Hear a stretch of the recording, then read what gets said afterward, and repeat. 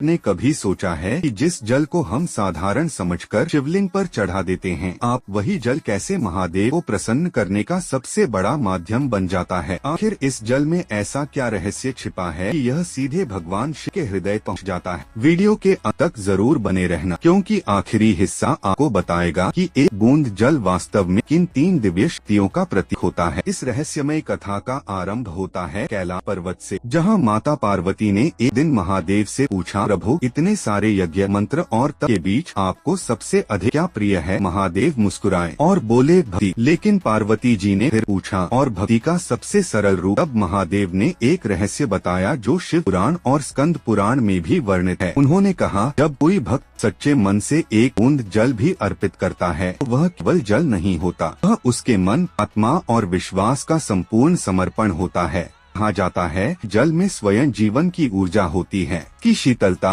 महादेव के रौद्र स्वरूप को शांत करती है। ऐसे ही जल शिवलिंग को स्पर्श करता है, ब्रह्मांड की अग्नि को संतुलित कर देता है। लेकिन असली रहस्य अभी बाकी है। का प्रतीक मानी जाती है एक बूंद जल 3 शक्ति की पवित्रता, दूसरी आत्मा की समर्पण भावना और तीसरी कर्मों की शुद्धता। यही कारण है जब जल अर्पित किया जाता है वह केवल एक क्रिया नहीं कि आत्मा का महादेव से मिलन बन जाता है।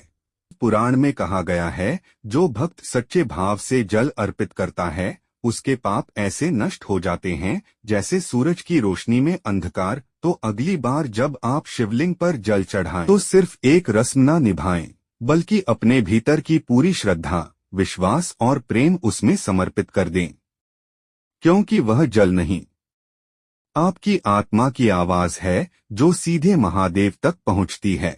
अगर आप भी इस दिव्य भावना को महसूस करते हैं तो कमेंट में जरूर लिखें, हर हर महादेव।